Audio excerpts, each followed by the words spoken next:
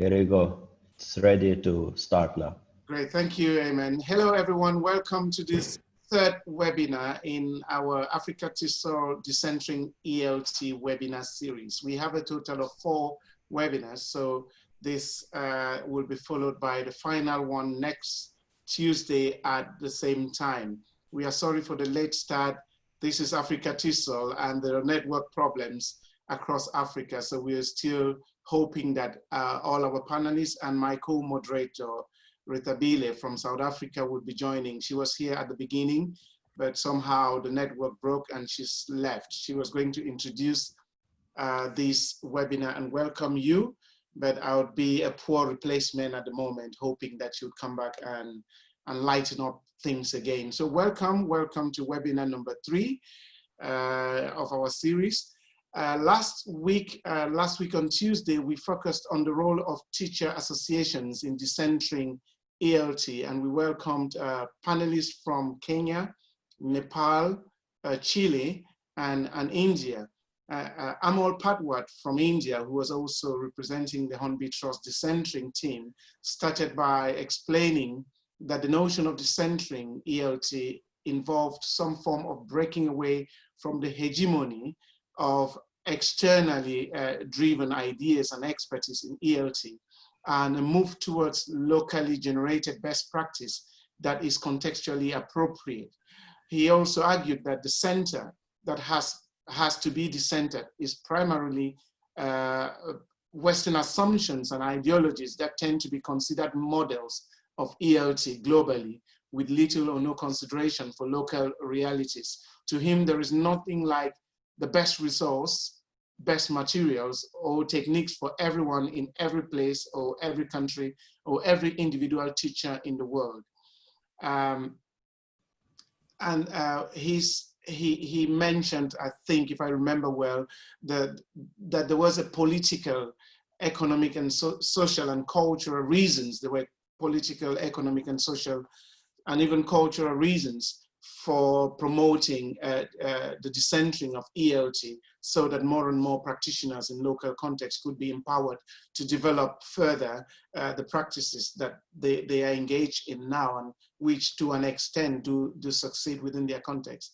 So for an effective decentering and to build strong inclusive leadership in teacher associations, equal opportunities have to be accorded, both to male and female colleagues, but also to colleagues of different backgrounds through institutionalized frameworks which guarantee equity and mutual respect and support. The panelists from Kenya, that was George and Nepal, Shagun from Nepal, and Paula from Chile, shared projects which all showcased successful experiences that illustrate how their associations and networks, through their different activities, have been able to develop effective decentering in ELT. And amongst these activities led by local teacher association members themselves, we could highlight the organizations of workshops and conferences, material design, local generation of local expertise, curriculum review, teacher research, mentorship, which are all based on local experiences and driven by local members of these teacher associations. In today's webinar, we welcome 4 panelists. Hopefully Rukundu from Rwanda would be joining us. He is representing the Association of Teachers of English of Rwanda, ATER, and they won a Hornby project a few years back, 2 years ago, on capacity building for teacher communities of practice. So we're hoping that he would be able to get on board. We have Rukundu. Welcome, Rukundu, welcome. We also have our colleague from Zambia, from Latas, Zambia. That's a language teacher association of Zambia. That's George Kanyama. And their winning project was a project to establish communities of practice for primary and secondary school teachers of English in southern Zambia. We also have Tatiana Letiaikina. I hope that I pronounced your name well, Tatiana, from Kasti in Kazakhstan, and her project was titled Supporting Teachers' Implementation of New Curriculum. And finally, there would be my friend Ravi Ravinarayan Cody from India, yes. And his project, the winning project, Ravi had was a study of the English medium instruction in 10 government schools, and that was the Karnataka model from India. So welcome everyone, and I would start straight away by inviting Rukundu, who has just joined us. Is he still with us? Rukundu, can you hear me? Welcome, Rukundu. Because you've had technical issues, maybe we would start with you while you are here. Can you unmute your microphone, please? Yes, yes. Welcome. We can't see you, but if that is because you want to, all right. Okay.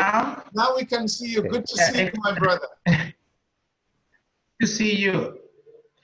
Sorry, I had a little bit of problem at the beginning, and I restarted my computer, and I had been working on it the whole day, so maybe that was the problem. You're welcome. We all face the same reality. Computers having to do a lot more work at home than they did before. So we would invite you now to talk about your project with ATE in Rwanda, and to share with us what the project was about, because we think it's going to be one of those that inspires our colleagues in sub-Saharan Africa, but also in the global south and across the world, to think about local projects. So over to you. Thank you so much. I'll start with a very brief background of Association of Teachers of English in Rwanda. And this is an association that has been operational since 2010, doing a variety of activities, but more geared towards encouraging teachers, motivating teachers, and helping teachers to organize themselves with support from ATEL or even our partners to engage in regular teacher development activities. And we've been having about 15 members on average per year, and plus or minus 5 members each year, and the number does not normally increase. And I can talk about that later if it comes up. And we work very closely with the teachers that are based in the teacher communities of practice groups, and that really helps to engage them. As Harry said, the project that we won for implementation in 2019 was capacity building for teacher communities of practice. And the idea was to organize at least 2 members from each COP. And at the time, we had 9 COPs that were operational. So that's a total of 18 teachers from different communities of practice groups in 9 different districts, so that we can give them training to prepare them to share classroom practices, things that have worked for them in the classroom, and they really feel proud of that, and they think they are, they are able to do that better, and give them a chance to organize that and bring it to a forum where they can share with the other teachers. So our project had 4 phases. And phase 1 was to set expectations and the roles that they are going to play in implementing the project. Phase 2 was to reflect on effective classroom practices for sharing with other teachers. And this is something that does not quickly happen unless you actually prepare teachers to do that and give them some, practical tips and resources and training and prepare them for that activity. And then in phase 3,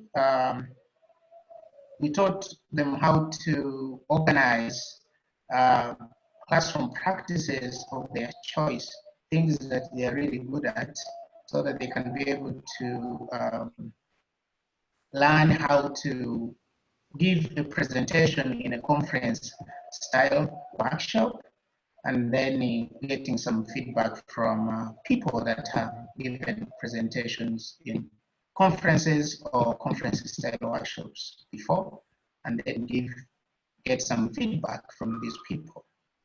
And then phase 4 was the COP, inter-teacher communities of practice activity, where 14 teachers from these 9 COPs were able to present on a variety of topics. For example, teaching young learners, teacher development, English language teaching tips on a variety of topics, classroom-based activities that they were sharing, ICT in English language teaching, classroom management, special needs in English language teaching classrooms, and so on. There were several topics that came up, but these came from the teachers themselves. We did not decide these topics at all. And our idea of bringing them together in an interconference was, again, to add several colleagues that were not able to participate in the workshops, so that they can see what their colleagues are doing, the colleagues that they already know and they teach with in those schools. So this went very well. And lastly, there were a few challenges here and there. For example, involving more females was a challenge. Out of 14 presenters, only 4 were females. Some COP members were not able to attend all 3 training sessions, all 3 workshops. So some of them will miss, and then they're replaced by new ones. So you don't have the consistency that we're looking for. And then speaking of females, out of 38 COP participants, from the 9 COP groups, only 8 were females.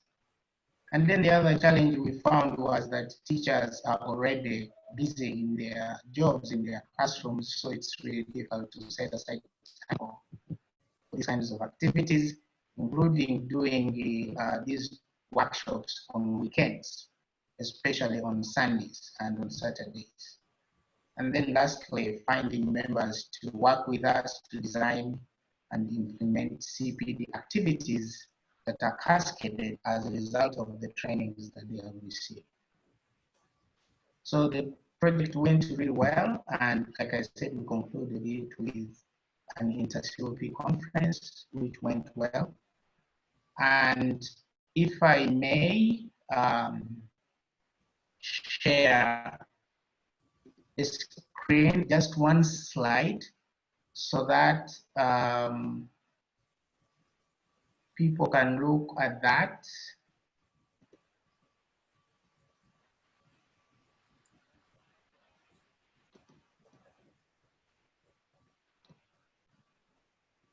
I don't think I'm able to do that.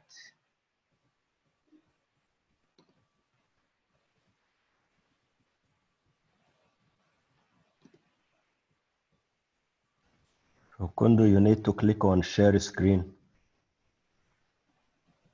Yeah, that's what I'm doing.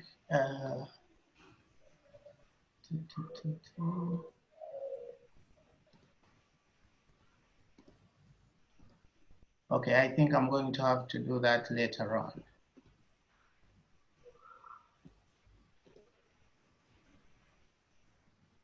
Thank you very much. And if you get that, okay.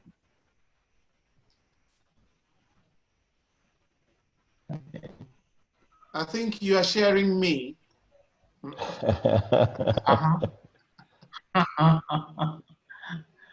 Okay, so I think I'll share this later on. I can maybe send it to you, Harry, and you can share it, because it's some of the reflections from participants, and we asked just one question what is the one thing that you took from this conference that you think you can try and apply in your own classroom? Okay, if you email that to me, if you email that to me, I'll pick it up later on and share. Yeah, but carry on. Right. So that's it for now. I'll wait for the questions and answers session. I have got two quick questions, and I'll be looking out for any questions that are posted on the chat. Not on the chat box, please. There's a question and answer box, Q&A box, where we expect your questions to come through. So I'll be monitoring those, and Okon is helping with questions from our Facebook stream. Two quick questions, Rukundu. The first one is, I just wanted to know the relationship between ATER and the Ministry of Education and Rwandan Educational Board, because what you presented looks like it's an entirely teacher association based project. Do you get any support from the Education Ministry, which I understand designs all of those programs and takes all the decisions, and ATER simply executes those that they're able to execute? Do they support you? Do you get any support? What is the nature of the support? And are you dependent on the Ministry of Education for your projects in any way?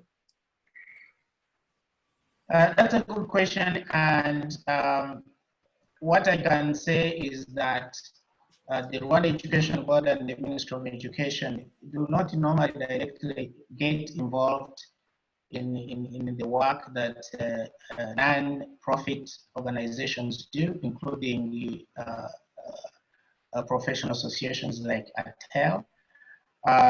I mean, in terms of giving funding or sending presenters and so on. What they do is they know us, they know we have operations going on in several schools and bring teachers together for training. They give us access to the school systems so that headmasters or principals do not have a problem giving permission to teachers to come and attend these trainings.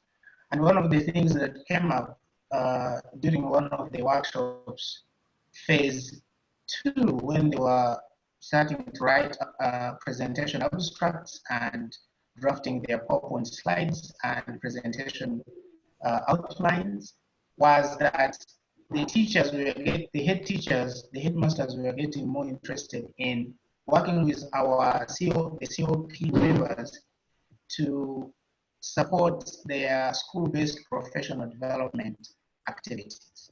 So it is the access we have, and we can use the schools as venue for, and we are not charged a fee.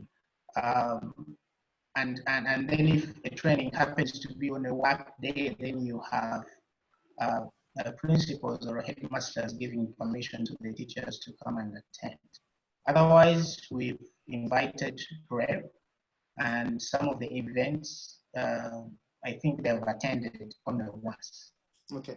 My next question has to do with gender representation, because I understand Rwanda is one of the countries in sub-Saharan Africa where gender equity is top on the government priority. I don't know if the statistics are right, if maybe my information is dated, but correct me. There's a I think it's 50% or more of members of parliament, for example, of decision makers in Rwanda are women, and so probably more than 50%. And in terms of the educational system, girl children are supported enormously in the school system, maybe in most parts of the country. How then do you account for what would account for the absence of many women in your project teams and in the community, in the leadership of the communities of practices that you talked about? So yeah, that's one of the things I mentioned as a challenge. And I think one, it's because at the COP level, because these are groups of teachers where they select a location to meet based on the distances that members have to cover to come to the meeting center or the COP meeting or training. So those are okay. You have more females, especially in primary level, elementary level, where you have, in some cases, more female teachers than male, compared to secondary levels where you have more male teachers than female in some schools. So at the COP level, we don't have that challenge. So where we have the challenge is when we organize these kinds of workshops, capacity building workshops, and then we invite men and women equally. And then the females are in some cases not, for example, able to travel on the weekend because they have other responsibilities at home. And these are some of the things that they have told us. And they don't have as much flexibility as the males in terms of getting away for the training on the weekend, on a Saturday or Sunday, because that's when we do the trainings. Having said that, those that come, all the females that we've been working with for the last, especially for this project, they all kept coming. And like I said, we had 4 out of 14 females presenting at the interview. Yeah, I guess you attending all the 3 workshops that preceded the conference. All right. Okay. Now the line is breaking up again, so maybe we would pause with Rukundo at the moment and then move on to George from Zambia. Thank you, Harry. Like you heard, my association is called Language Teachers Association of Zambia. It was set up in 1976, initially as English Teachers Association of Zambia, but we renamed it Language Teachers Association of Zambia in 2009 to incorporate the teachers of other local languages into the association activities. We learned of the Communities of Practice project from when we had the Hornby Regional School in Ethiopia in 2018, from learning from Lukunda's model from Rwanda. So that was one of the points I picked from that school, and we highlighted it in the report that we gave to the national executive. And from there, it grew as a concept, and we decided to apply to the Hornby for support. So initially, the project is aimed at broadening, introducing the concept of communities of practice in the association as a means of broadening the membership, and also especially the participation of teachers in rural areas. And so in introducing the concept, the idea was to first, we define a lot of parameters in how we are going to implement it by coming up with training materials for first the leaders of the association. So we are implementing this project in southern Zambia. Zambia has 10 provinces. So we have only the southern province where I am the chairperson of the association, which is easier to monitor the project, and it's easier, the scope is smaller to manage. And so this project was initiated in September last year, August, September. We have developed the materials for use, and we have also done mapping and developed a map of about 18 COPs, which we, in our Ministry of Education here, they are called zonal, academic zones. So in these academic zones, we also set up our COP structures so that we could now expand the association activities in those areas, which have mainly been based in urban areas. So in March, we were scheduled to launch the entire project and conducted training for the leaders of the COPs on how to run these COPs. That was on 27th. We're supposed to launch on the 27th of March. Unfortunately, schools were, and other public gatherings were hampered by the COVID-19, and schools were closed on the 20th, 7 days before the launch.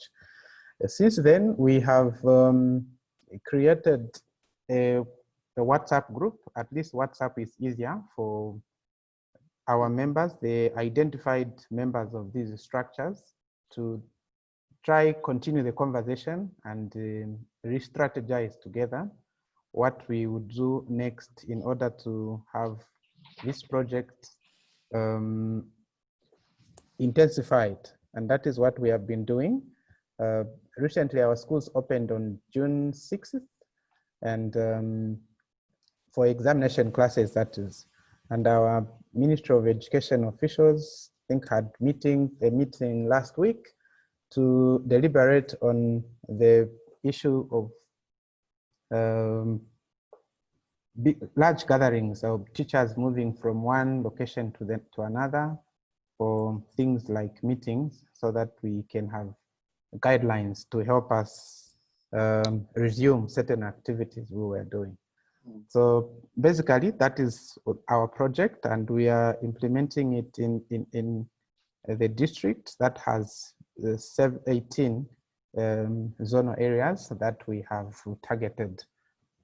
In the radius is quite huge. About probably the furthest area is about 80 to 100 kilometers from the center, from town. So that is our catchment area.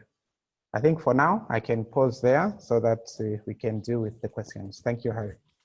You're welcome, thank you. Right, we've got a question on the chat box that is for Rukundu, but we would come to that question from Abigail Ekangwo in Cameroon. We would come to the question. While George is here, I just wanted to ask George about, because you talked about academic zones, which are kind of the administrative zones for the Ministry of Education, and also talked about your community of practice structures. And this reminds me of the relationship in Senegal, where they have cellule pédagogique, and they also have, I can't remember exactly, which are more bottom up, but also top down structures, ministry structures. And this seems to be something that exists in different countries in sub-Saharan Africa or in Africa. What is the relationship then between your academic zones and communities of practice? And how do your teachers then, given that you're working together, how do your teachers make the difference between what is obligatory as mandatory because it's coming from the academic zones, and what is optional for them, which is coming from their belonging to a community of practice rather than imposed on them? Thank you, Harry. Now, these academic zones, they cater for teachers' needs for various subjects. And they are an establishment that has been there for some time. Now, in our communities of practice, our target is only as teachers that deal with language teaching. And they are, as an association, we recognize these boundaries because they were carefully planned to help in the dissemination of information. And our Ministry of Education Directorate of Standards is play the role of patrons for teacher associations. So when we go in there, we seek permission from education authorities to meet with the teachers. As an association, we are registered under the Societies Act outside the Ministry of Education, that is under the Ministry of Home Affairs. So we operate as an umbrella for only our teachers, but we do communication through the Ministry of Education because they are the employers of the teachers that are in the schools. And also they are the custodians of the education system, which we are trying to improve. So as partners, we work out modalities of how to work together without having to interfere with each other's, should I say, we collaborate. We do collaborate, but the zonal structure as it exists, its structure is meant mostly for implementing government policy, but we use its boundaries to implement our programs as well. Right, okay, right. I was also going to ask you, George, what you talked about training Yes. For leaders of these communities of practice. And I'm Yes. just eager to know what the content of that, what do you envisage to be the content of that training program, and who determines that content? All right, thank you. Now, the content has to do with the structure and the concept of the communities of practice. So helping the leaders understand the concept of communities of practice and what it entails for them, that they'll have to share the knowledge and the experiences within themselves, and also to help them understand that mostly they'll have to do a self-reliant kind of approach, adopt that, and then the association will help probably to source if they need external personnel to facilitate probably a particular topic. Okay. So they will have to, so that is the content, and it is determined by the association leadership, so that we go and share this concept. After that, then we'll leave them to come up with their own content for sharing within based on their context as and location. Yeah. So my understanding is that there's a strong relationship with the context in which different teachers work, and that you do encourage them to generate that. It's one of the things I take away from this is the fact that you were inspired by listening to what was happening in Rwanda, and the purpose of this webinar series is actually to listen to your stories in the hope that they would, different teacher associations would be inspired by you, and hopefully Africa TESOL will be able to provide a platform for exchange between all of you and these other teacher associations. I just wanted to take one question from Alan Puvenes online on a Zoom. He says, and this is for you and Rukundu, how confident are your teachers about the value of their own practice? And in your experience, have you found that teachers themselves are sometimes over-influenced by the hegemony of Western approaches to ELT? And if you found that, how are your teacher associations, and Tatiana, do feel free to answer, how are your teacher associations dealing with this over-reliance? So let's start with how confident your teachers are with the value of their own practice. Thank you. I think over the years, that confidence has been improving. I should say the confidence has really been improving. I can give an example. We have our fellow teachers who are published authors. Some of the materials that have been recommended for use in our schools. And the association provides that platform for these teachers to market their published works in terms of especially textbooks. And we have provided that platform, and they have actually received overwhelming response.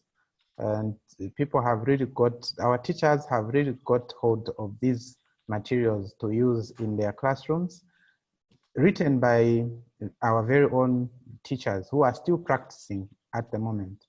And as a result, I think that gives us an indication that confidence has grown into solutions produced by our very own teachers. Yeah. I think as far as the question goes, I can end there. Thank you. Right. Okay. Rukundu, Tatiana? May I add? Maybe Tatiana first. Okay, thank you. Thank you so much. Well, nice to greet everyone. In terms of confidence, I should add that, well, our teachers, they gain this confidence at KASTI or Kazakhstan National Association of English Language Teachers, well, events. So I'm speaking about annual conferences. As soon as they attend, well, the conference as attendee, next year they are happy to apply as presenters because they see that actually, well, every teacher practitioner who is introducing his or her, well, best practices. So they understand that it's not that difficult, complicated to stand up for their principles and for their, well, teaching experiences, for their best practices, and to present to a big audience. So they, well, gain this confidence gradually, starting with attendees and then being participants. And, well, next year, they even apply for international programs as well. No, great. Rukundu? Okay. So that's an interesting question. Thank you, Harry, and the participant who asked. Alan, yeah. One of the things we noticed at phase 2 of our communities of practice capacity building workshop was that there were several teachers who, you know, had been teaching for, let me say, 10 or so years, but they had never been in a situation where they are sharing with other teachers, like a classroom practice, let's say something simple like classroom management. Everyone talks about, but they don't do it. And then they're going to be presenting on that in a conference style workshop. And then they present their first draft. They get some feedback. They work on that feedback. They present their second draft. They get some more feedback. And then one teacher said, that this is the first time in his, you know, professional career that he's been able to stand in front of an audience, give a presentation, and get feedback on things that he did not know himself that he's really good at. Because as a teacher, you cannot teach and then give yourself feedback. You need somebody to observe you and give you some constructive feedback. So several teachers discovered that there were some things that they were doing in the classroom, in their classrooms, that they were really good at, but there was no one to look at that and, you know, process it together, reflect on that, and give them feedback. And then when they go back to their classrooms and they are still doing the same activity, but then it's even much better than it was before they received feedback.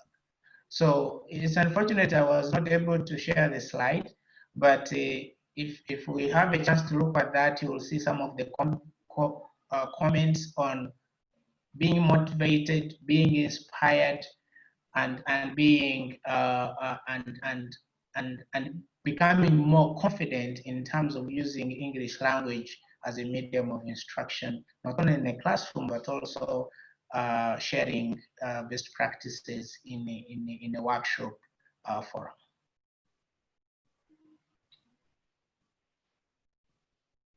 The other question, which goes to all panelists, is from Abigail Ekangwo from Cameroon.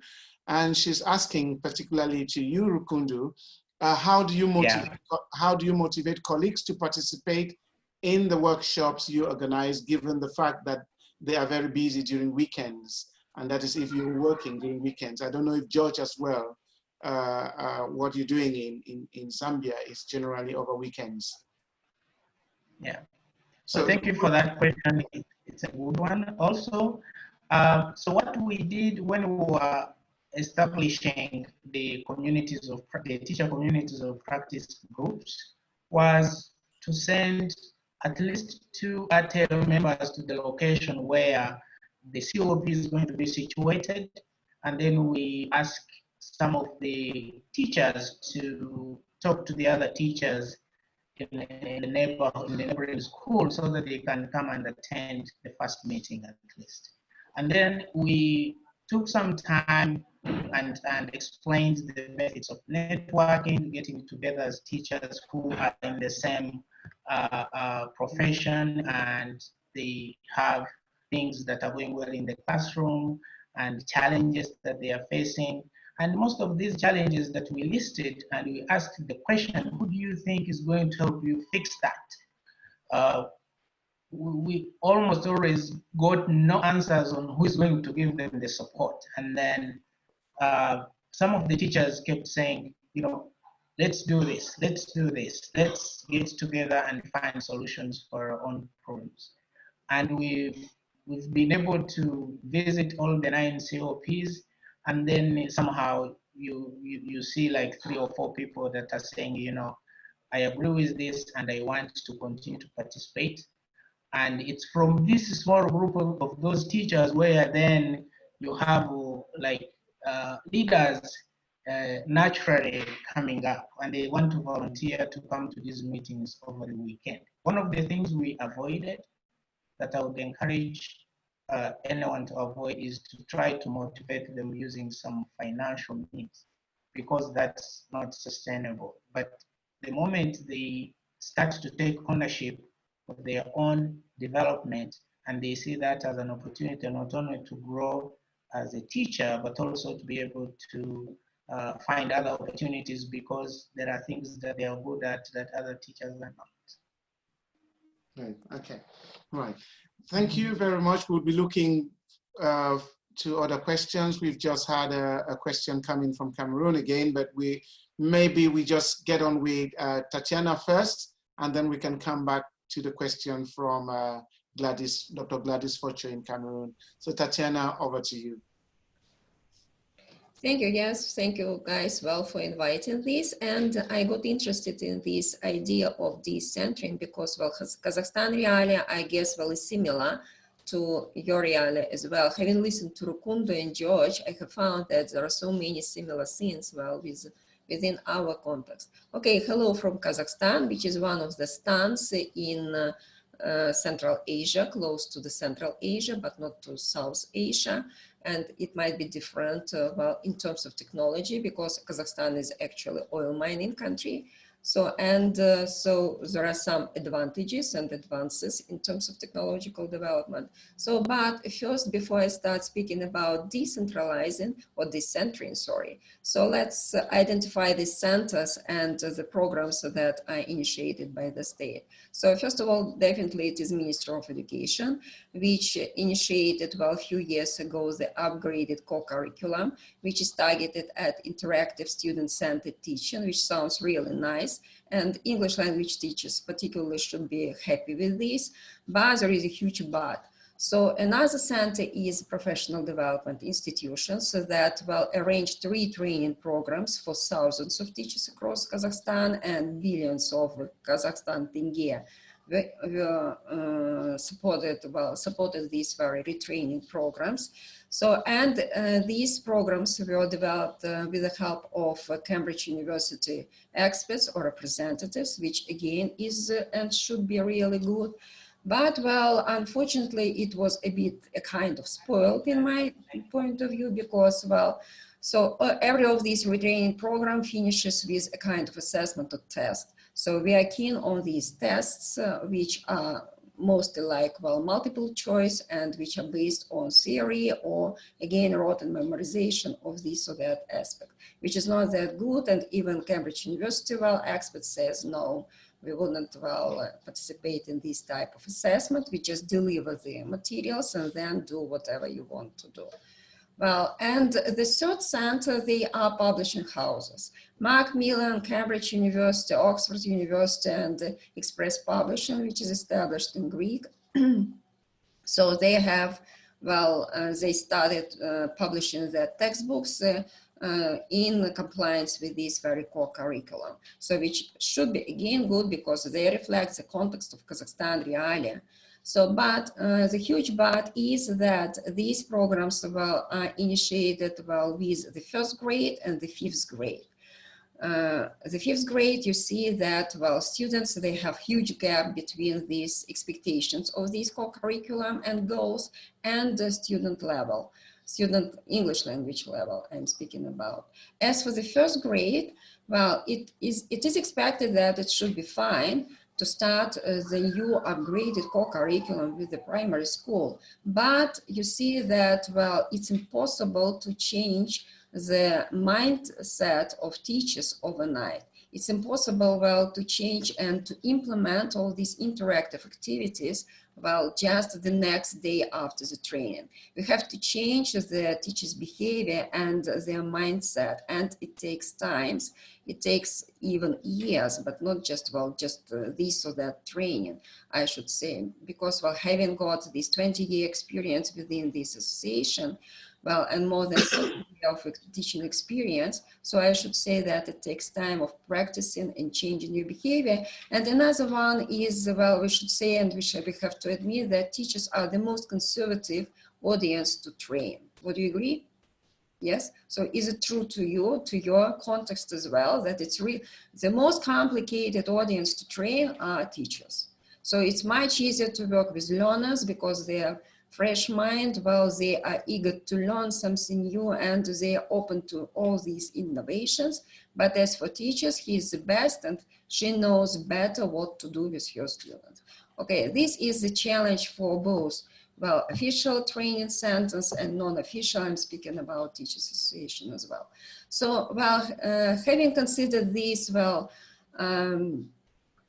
challenges that, that our teachers face, encounter in their everyday life. I'm speaking about high expectations of the co-curriculum and the real context in, even in urban school, not only in rural areas. So our teacher trainers, which might be different from official teacher experts, which are officially recognized by local educational departments. So, but they have good, well, practical skills in terms of delivering excuse me, delivering their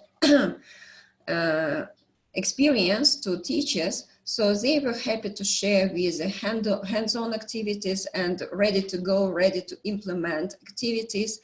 I hate actually the word activity, but well, considering this, so the reason of this is that so we are getting used to activity one by one, but sometimes and quite often teachers are not aware what is behind of this or that activity. So you see what's going on with in Kazakhstan classroom is that they're equipped with the textbook, but what they do, they just well go on from one activity to another activity without well being aware what is behind of this or that objective.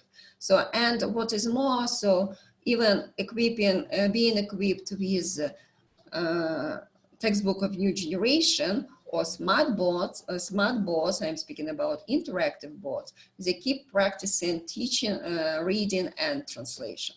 So you see, well, it takes time and it takes another practice. It takes more than one training, seminar, workshop for these very teachers to change their behavior. So that's why we initiated another village project, Renaissance, it is named because actually this project was initiated in 2003 by Fulbright specialists across Kazakhstan, and it was quite successful. So we decided to implement another one and we applied for Hornby Educational Trust funds. So this project was approved and in five regions, well, across Kazakhstan, it was successfully implemented and we gained, well, these positive feedbacks. Thank you for these practical, ready to go, well, activities again, well, and events. So, and I can share and demonstrate the way it was run in our country. In one of the regions, you see the idea is that, so the density of population in Kazakhstan is various. So Shymkent English Teachers Association, TESH, with its 20-year experience, so is located in the south, in mostly densely populated area. It wasn't the problem for us together in just, well, 30-40 minute drive from the city center well, to the rural area, it wasn't the problem to collect together, well, again, about 80, 100 teachers and deliver this or that, well, set of workshops. So as you see, it was named like Village Project in essence. And we started with the needs analysis of rural teachers. And we were happy to join the local conference, which was initiated by one of the training center in the village. And well, we ran this very needs analysis to find out the needs of our rural teachers. And it mostly related to assessment, criteria assessment, formative and summative assessment, and interactive activities. So, and as you can see, so yes, camel is the symbol of our oblast or region. So you can see from these very pictures, it mostly like, well, practical, like teamwork, group work, pair work. We try to bring this idea that it's not theory based. You don't need to memorize and to learn by heart this or that theory. So just well apply this or that handouts or ready-made handouts or instructions in your classroom. And so teachers were very happy with it. You can see that we started in winter time and we finished in springtime. So again, bearing in mind that we are located in the south, we are open both in winter and summertime, because actually Kazakhstan, well, occupies vast territory, and in northern areas it's -40 in the winter time. That's why it was impossible to implement this project in winter time in some areas because of these climate conditions. So yeah, so as you see, well, teachers, both trainers and teachers, participants, they enjoyed these workshops, and every time we hear that please arrive another time and explain, deliver, because your explanation is much different from what we have been trained at Professional Development Center. And this photo I'd like to draw your attention as well, because actually we are happy to invite and to implement any project with foreign specialists. This time, well, we were joined by Fulbright specialist and in English assistant teacher, again, Fulbright program from the US government as well. So, and actually Russell McMahon, he is not an English language teacher, he's a specialist in IT, but his improvisation and team building skills, yeah, techniques were just as within this very project and within these goals of this co-curriculum. I'm speaking about the interaction, communication skills. So, and he was at the right time, at the right place to deliver his idea. So even his, well, workshops were again targeted at practicing, at ready to go again, well, and implement this or that handouts. And he demonstrated and he engaged so many teachers to demonstrate how they can develop these improvising skills, which are of particular interest to our students as well, and in need as well. So this is the idea about the village project in a sense that we successfully, and thank you to Hornby Educational Trust, well, we implemented in Kazakhstan. So, and well, this time we are implementing, well, another project, but with the US Embassy Regional English Language Office, which is targeted at blended learning and MOOCs, massive open online course. And this project was just again at the right time. We started in fall, and then, well, quarantine was introduced. Everybody is locked, but we were quite prepared. In this respect, I'd like to say a few words about, well, association, that on the basis of association, teachers are very welcome to introduce any of their interests. So if they're happy with reading skills, so you're very welcome to demonstrate your activities or your tasks that you introduce about reading. If you do something well with vocabulary, then you're very welcome to do it. So every time, well, teachers from different parts of Kazakhstan appeal to me and ask for this or that piece of advice, if it is good to demonstrate this or that event or conference or project, well, and having been consulted about the objectives, not only just activities, well, and instructions, but think about objectives. So they will demonstrate, or they not only demonstrate, they engage the participants into these workshops, and so to make them change their teaching behavior and be aware of the advantages of this engaging student-centered teaching. Thank you. Any questions? Thank you very much, Tatiana. We've got a couple of questions and reaction of excellence from Mulu Giltan Sakura. My first question would be, when I listen to you and you talk about teachers and how, and sometimes you refer to teachers as them and supporting them and help. So what is the relationship between the leadership of the association and the membership, which I presume would be the teachers themselves? Because if every decision is coming from the leadership, then that in itself might constitute another center which is imposing its ideas on the membership. So how do you guarantee that the membership is part of, particularly in your project, but also in the way the organization is run, that the membership is part of the thinking around how you adapt different policy changes or curriculum changes to the realities? Good point. Yeah, well, and it's actually true and relates to this decentering. So you see, well, we live in this hierarchical system. So despite being, well, democratic by status, yeah, so we still keep thinking in traditional way that we should ask and appeal to authorities, you see? So, and that's why it's a really good point about this membership and, well, making a shift and making a shift in initiation from members to leadership. Well, yes, and it's true that, but you see there are some buts here. So first of all, well, teachers who are female, mostly in our country, they are overloaded with pile of papers and, well, with their workload, with their home obligations and commitments. So sometimes they have no time, no efforts, well, to initiate something.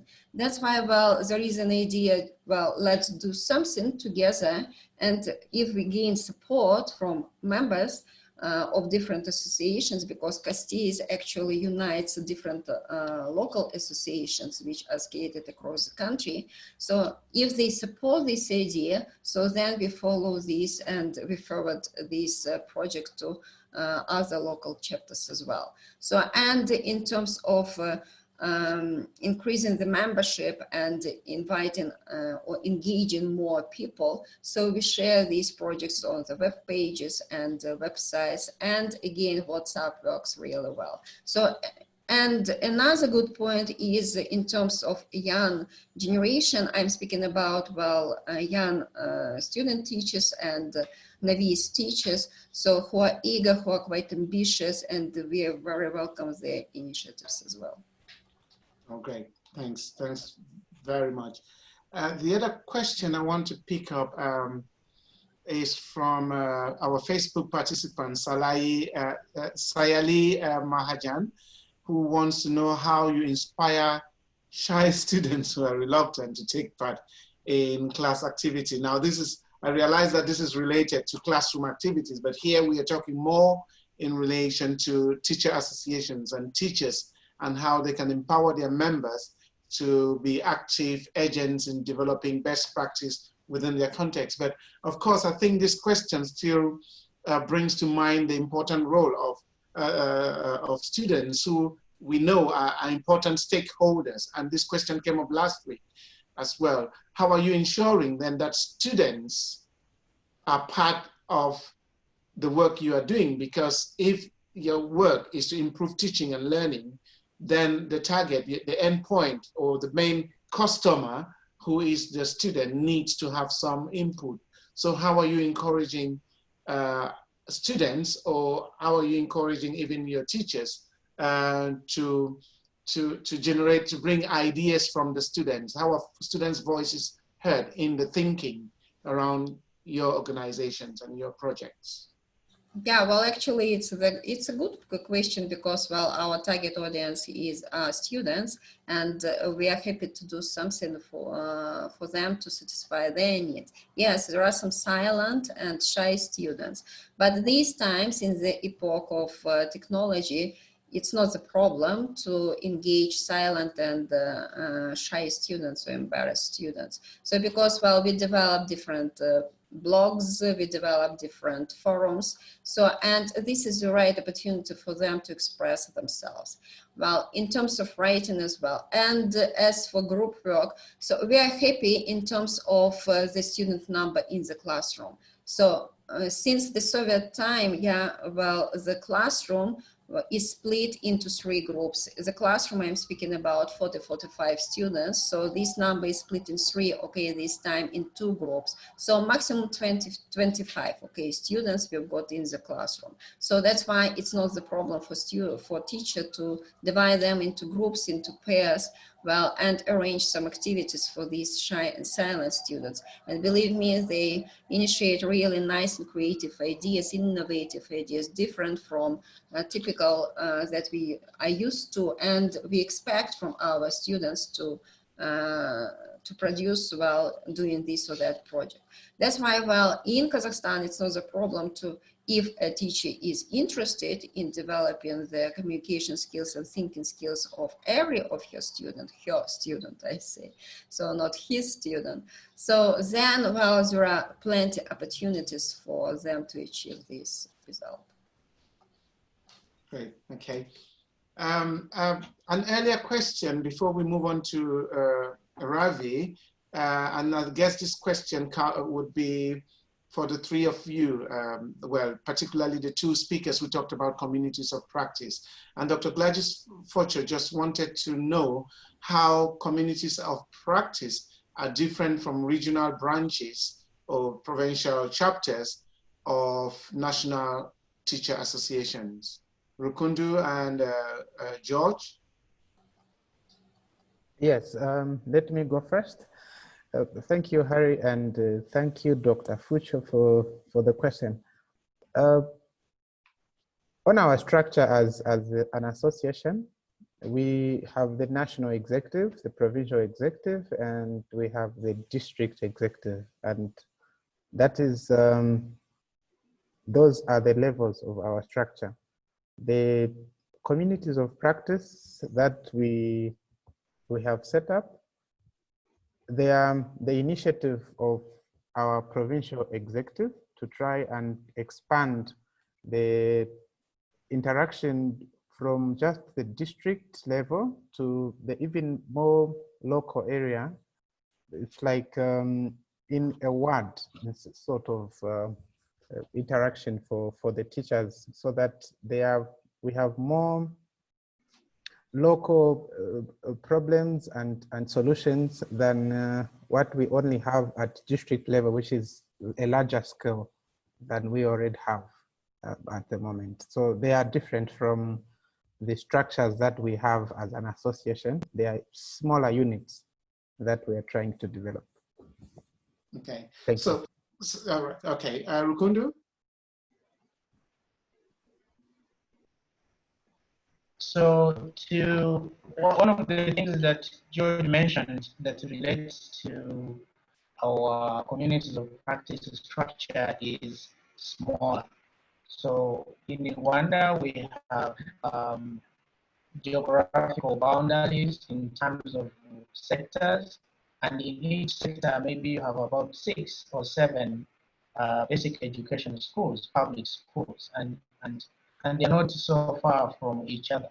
So there is a distance factor here that prevents some teachers to access organized, decentralized workshops to help them improve their teaching practices. And what we do is, the moment there are a few teachers that identify as leaders, especially after a couple of conversations, then we ask them to talk to more teachers and consider the distance where teachers can walk to the workshop venue or they ride a bike or they take a motorbike, but they don't have to take public transport for an hour or two. So the idea is that these teachers are able to meet regularly as they wish, and they don't have to meet during weekends, like I said, because that's for ATEL workshops, but they can meet anytime they have time, and it is easy to get from their home, from their school to the venue. So these are smaller, and the goal is they reach a point where they self-organize so that the ATEL does not have to go to these places to do workshops. And they can be as many as possible, for example, in one district.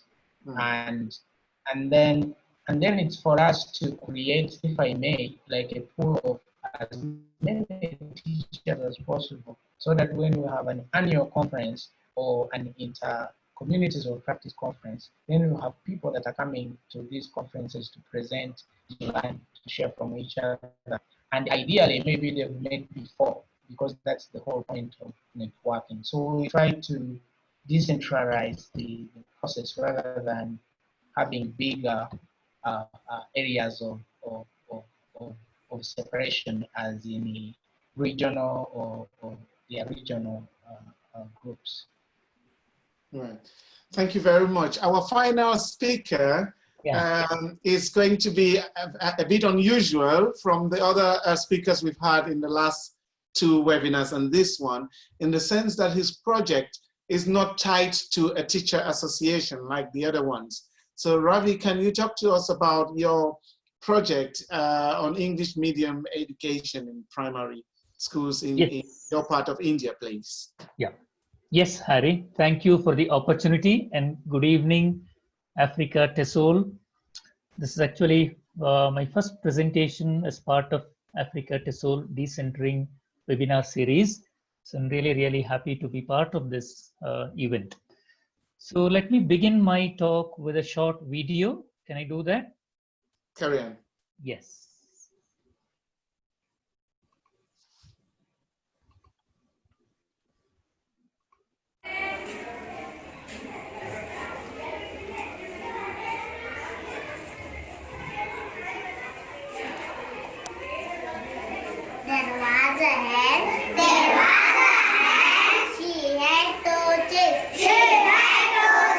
One is Lalu, another is Pilo. Lalu loud red thing, Pilo loud yellow thing. One day, Lalu saw something on a plate. Suddenly, Lalu ate up. Oh no, it was red chilli. It was very hot. Lalu's mouth started burning. Lalu screamed. Mother hen came running. Pilu too.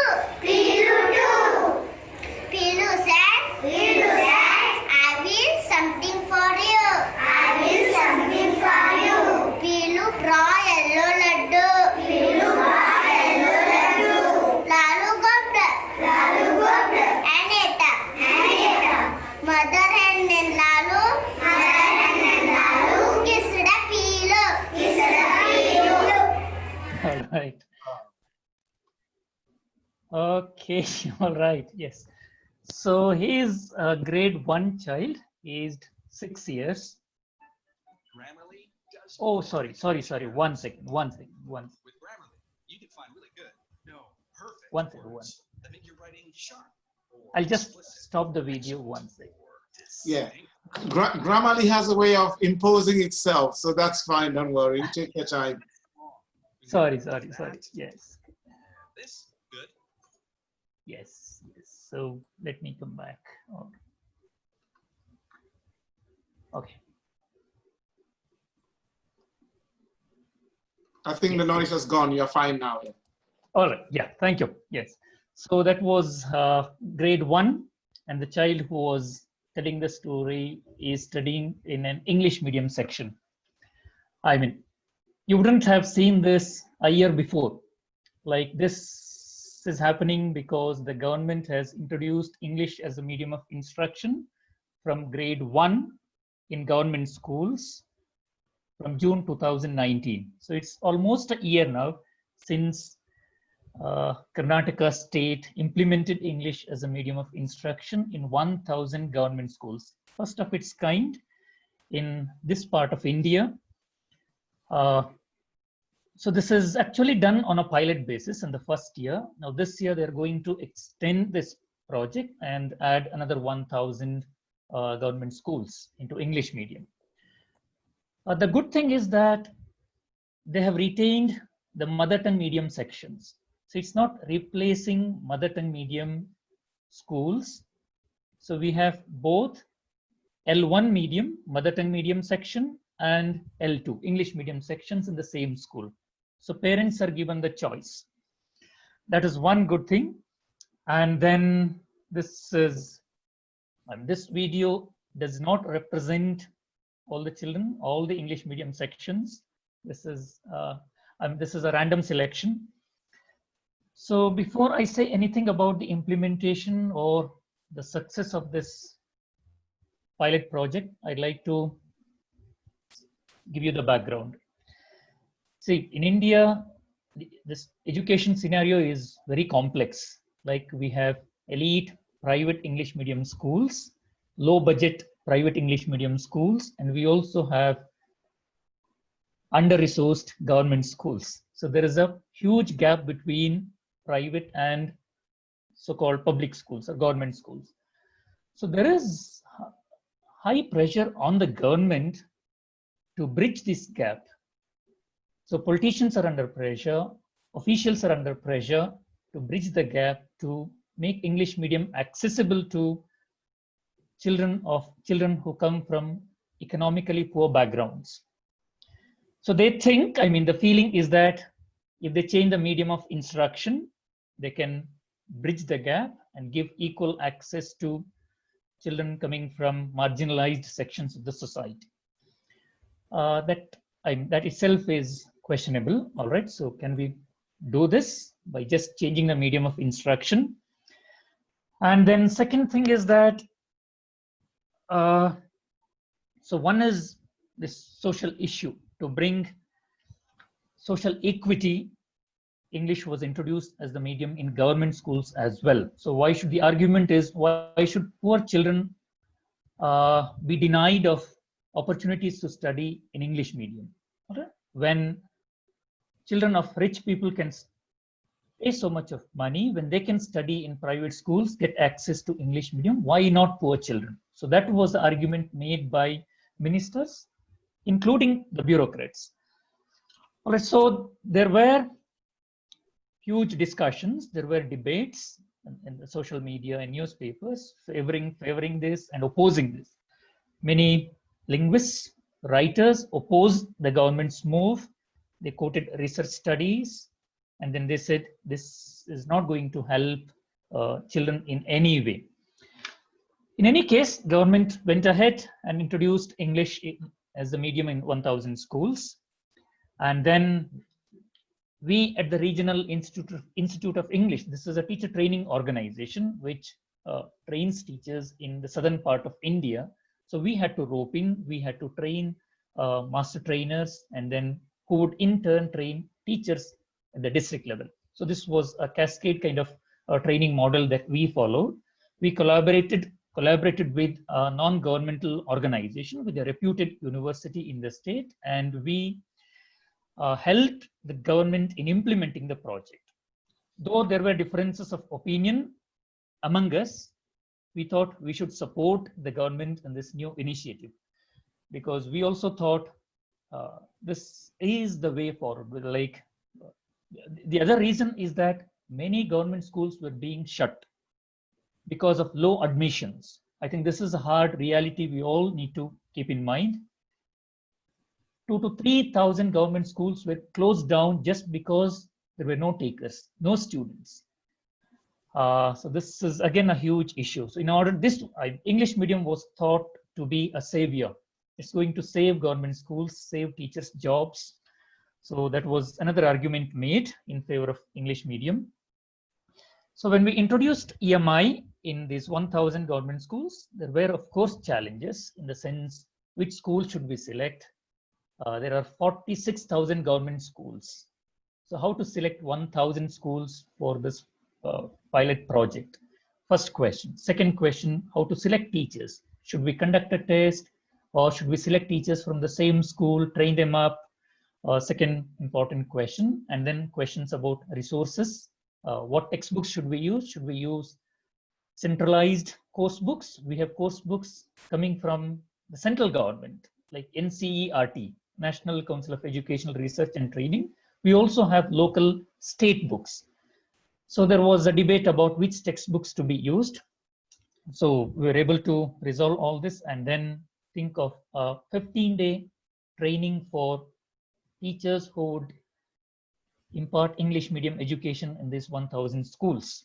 It was a 15-day training program. We developed the module, training module. We had 13 different themes like building language-rich environment, multilingualism, language across curriculum, storytelling, and then learning outcomes and assessment as some of the important themes of this training module. And we conducted the training at the state level and trained master trainers in the first place. Master selection was also based on certain criteria. These master trainers had to train teachers at the district level. And then, so that was the training part. And then in order to help teachers, we also developed transition period tasks. For the first 1 month, they were not supposed to use course books. They had to help children in a smooth transition from nursery classes, from homeschooling to the new environment, to the English medium environment. So we designed some transitional tasks, very simple tasks, and then we developed bilingual textbooks. So that I think was another interesting thing we did. Though some teachers were opposed to this, they wanted only English textbooks. They wanted textbooks to be only in English, but then we developed textbooks in both the languages. Right. And then we also prepared lesson plans. We prepared assessment plans and gave it to teachers. Like we said, don't worry much, just follow the steps and implement the plan that is given to you. That was, yeah. That's why it worked well to some extent. I mean, because it was all well planned, well prepared. Teachers just had to execute the plan that was designed. Right. And then, yes, we also supplied some audio video resources to teachers. So they could use these films and help children listen and pick up some English. Right. And yeah, now can I talk about the successes first, and then maybe we could discuss the challenges. Yes. Some of the success stories are like selection of master trainers itself. I think this is a very important factor in the success of any training program. Master trainers were trained for 1 month prior to the implementation of English medium. So the plan was in the pipeline, I think, for a long time. The government waited for some time to get a consensus. So the master trainers were trained for 1 month at the state level. It was a kind of residential training. So they were quite proficient in English. They could do their task to a satisfactory extent at the district level, task of training teachers. And then in the training, we also helped trainers and teachers to prepare big books. So all the textbook stories had to be converted into big books. Teachers had to narrate stories using big books. And then one teacher was made responsible for the class. I mean, in each English medium school, one teacher had to handle the classes for the full day. She had to handle all the subjects for 6 periods. So she was feeling responsible for the students. I think that also contributed to the success of this, a teacher being made responsible for the class. And then, yeah, and then of course we had video conferences once in 2 or 3 months. We were in touch with trainers as well as teachers once in 2 to 3 months, helping them in transacting the lessons and then listening to their experiences, and then a kind of mentoring. We couldn't do this. The plan was to do this every month, but somehow it didn't happen. So we had video conferences once in 3 months at least. That also helped. And then challenges. There are many, many challenges. First of all, I mean, as Harry rightly asked, I mean, to what extent teachers are involved at the central level? Like we talk about decentering, but then this is a kind of top-down model. Trainers are involved in the preparation of the module, but not teachers. All right. So teachers also were not asked whether they would be willing to teach in English medium sections or not. Their willingness was not sought. They had to teach. It was, I mean, they were forced to teach because their school was selected for English EMI, right? Yeah. So there was no choice for the teachers. And then wherever teachers were proficient, they did a good job. Wherever teachers were not proficient in English, they failed to a great extent. In the sense, I mean, those teachers who were very good, the transaction was completely in English, all right, kind of English only environment, whereas those who understood pedagogy, they were able to code switch and follow a kind of bilingual, multilingual approach to a certain extent. But those who were not good at English, it was another extreme, teaching all the subjects in the mother tongue. We have witnessed this also. I mean, it was happening in the local language. And then, yeah, so there were two extreme incidents. And then another big challenge is children forgetting their own languages. I think this is also happening in many schools. We are seeing children can write their names in English. They can say their names in English. They can introduce in English, but they cannot do this in their own language. Very, very unfortunate. They cannot write their name in their mother tongue. And so they can solve simple mathematical problems, but again, it looks like they're doing it by memory. They're rote learning. They have not really understood the concepts. So what will be the impact in another 2 or 3 years? I think this is also, very, very serious issue. If they find maths, if they start rote learning, even in grade 1, then what about grade 2, grade 3, when they try to understand higher concepts in maths and science? All right, so that's another I think we need to wait and see.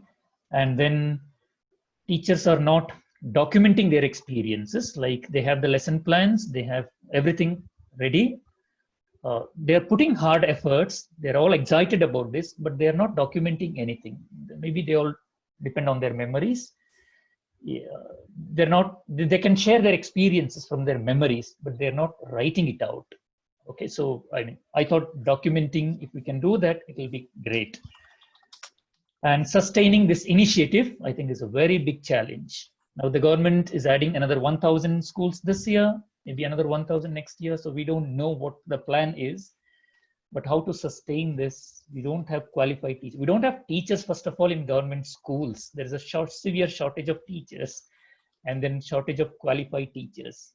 So who will teach in English medium in grade 1 this year? The teacher who was teaching in grade 1 last year will move to grade 2. So who will teach in grade 1 in these 1,000 schools? Who will decide this? And then, yeah, so finding suitable teachers, I think, is a very big challenge. And then, of course, parents are excited. Students are also excited about all this, but how to sustain this enthusiasm, how long can we sustain, is a big question. I think I'll stop here, and then we'll take up some of your questions. Thank you. Okay, thank you very much. This is a really interesting one because it deals with young learners and English medium education. And I'm glad you talked about the debates at the beginning.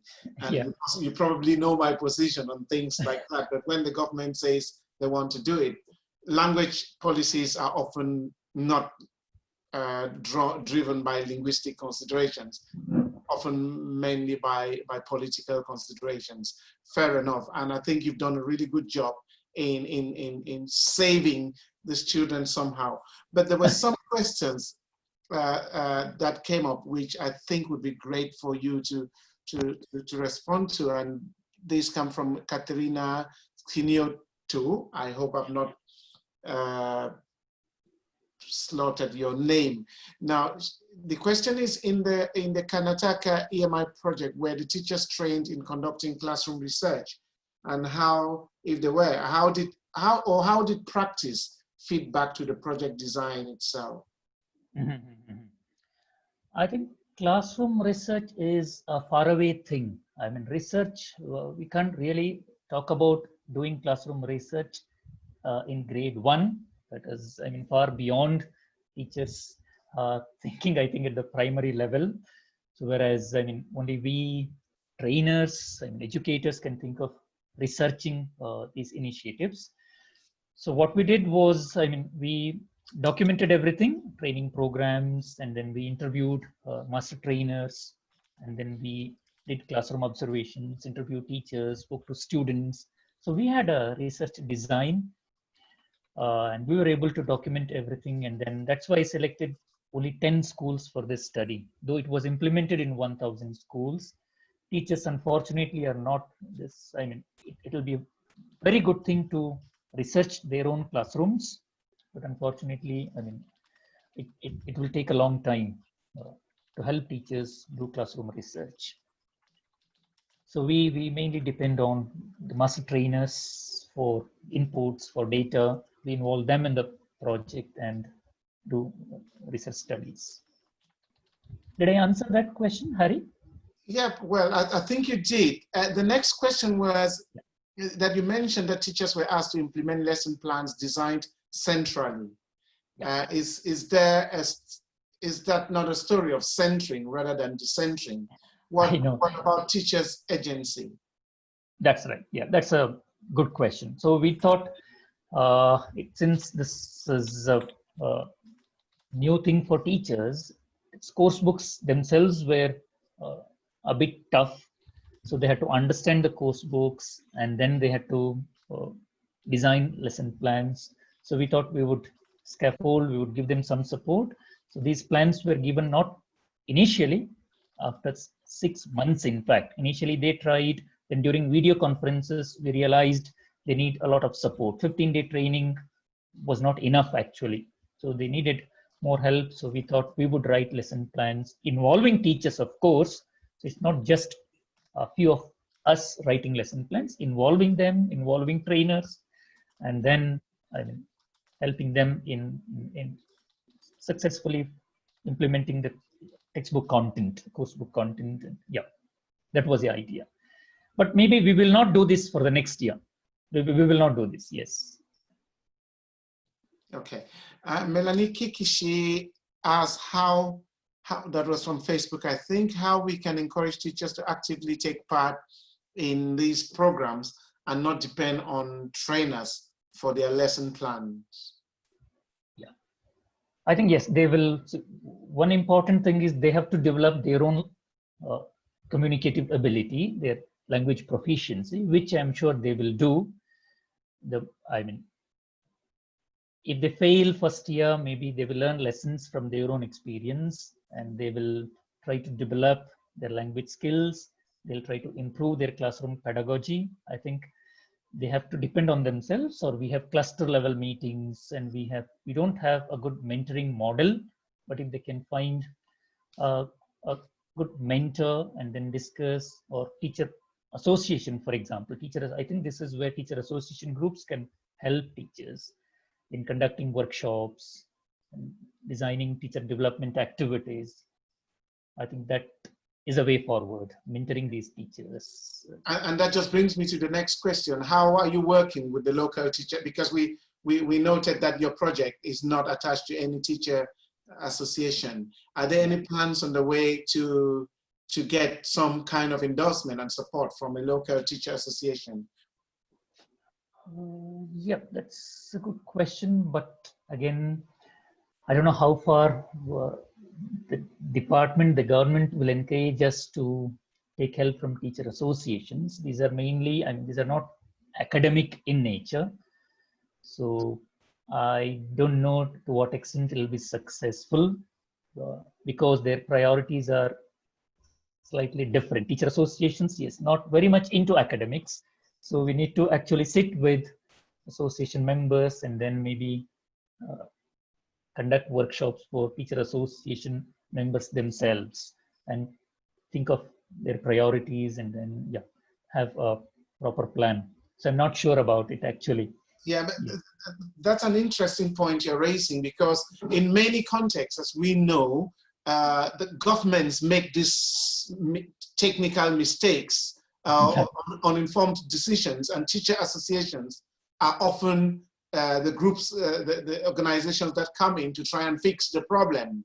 But what I seem to get from you is that there's even no trust that the local teacher association can be a part of the solution to what is a clearly challenging new initiative, whether we like it or not. It's a new initiative. If teacher associations then need to be trained to do that, then are you saying that the teacher associations themselves are not capable of supporting a project like that? In which case, can they say we don't want to be involved? I think formal teacher associations may not be able to help teachers, whereas we have an informal group of active teachers. We can't call it an association, but we have a very active group of teachers, trainers, informal groups on social media, for example. I think they can help each other and do great things rather than depending on formal setup or a structure. Yeah. Right. We have gone way beyond time, and I think it might... Harry, we have someone who's raising their hand. They want to ask a question. Okay, please. Yeah. It's written in Arabic, Zol Sudani. It's a Sudanese fella. Okay. So I will allow them to speak. Right. Okay, you can unmute yourself, Zol Sudani.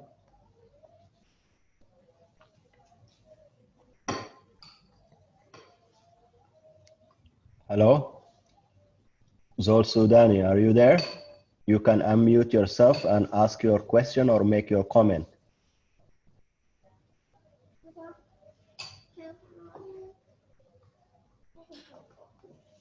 Right. There is no response. While that is happening, can I just ask Ravi, this question comes from Alan again. Have any other Indian states expressed interest in initiating a similar project?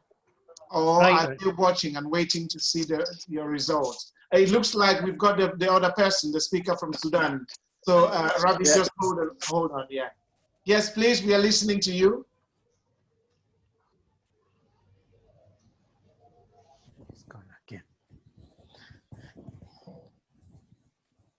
Right, I'm afraid we would have to just type questions, please, because this is looking to be time consuming. So back to Alan's question. Are there any states in India that are expressing interest in initiating? Yeah, I mean, many states did this much earlier. So Karnataka introduced only last year, whereas Kerala, Tamil Nadu, they did it a few years ago and they have failed. So they were not able to continue with English as a medium of instruction in other states. Now, Andhra Pradesh, another state, is converting all mother tongue medium schools into English medium schools. It's a massive project. Online training. Can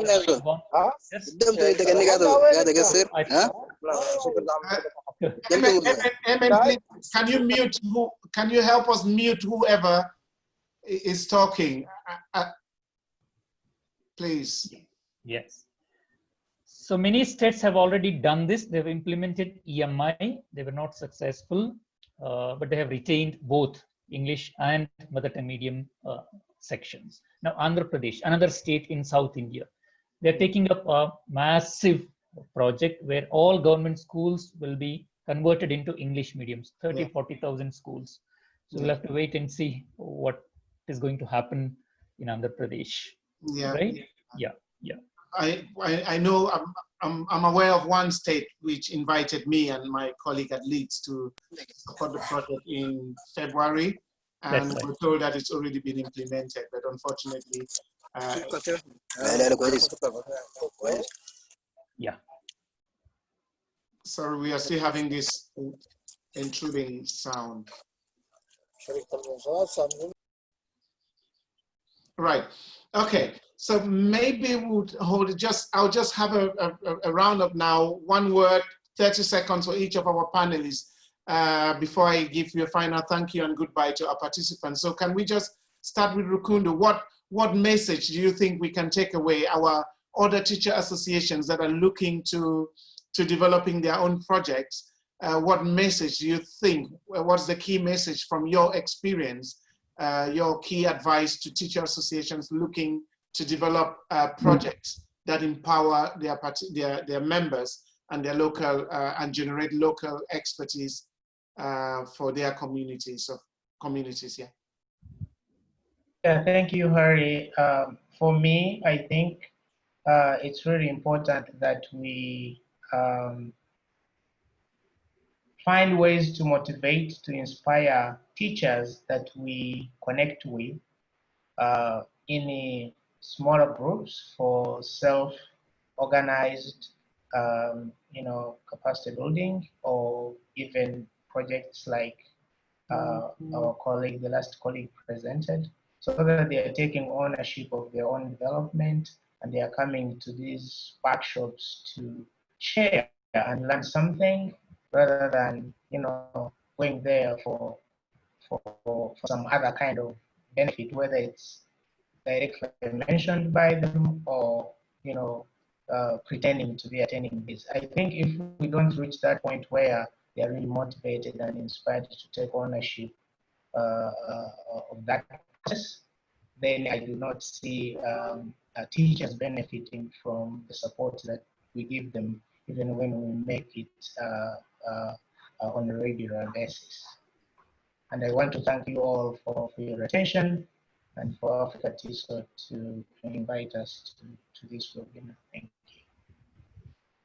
Right, great. Okay, thank you, George. Thank you, Harry, and thank you, Africa TESOL, for this opportunity to share.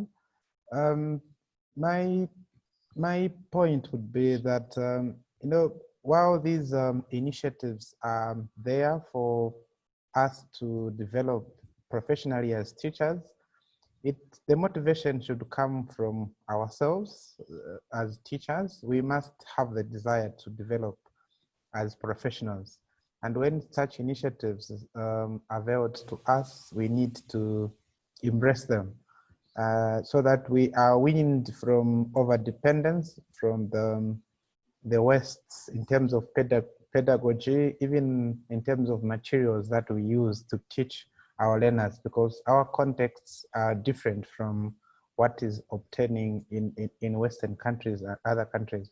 So we should embrace decentering, in my view, so that we develop our expertise and solve our own problems within the classrooms and our communities. Thank you so much. You're welcome. Tatiana?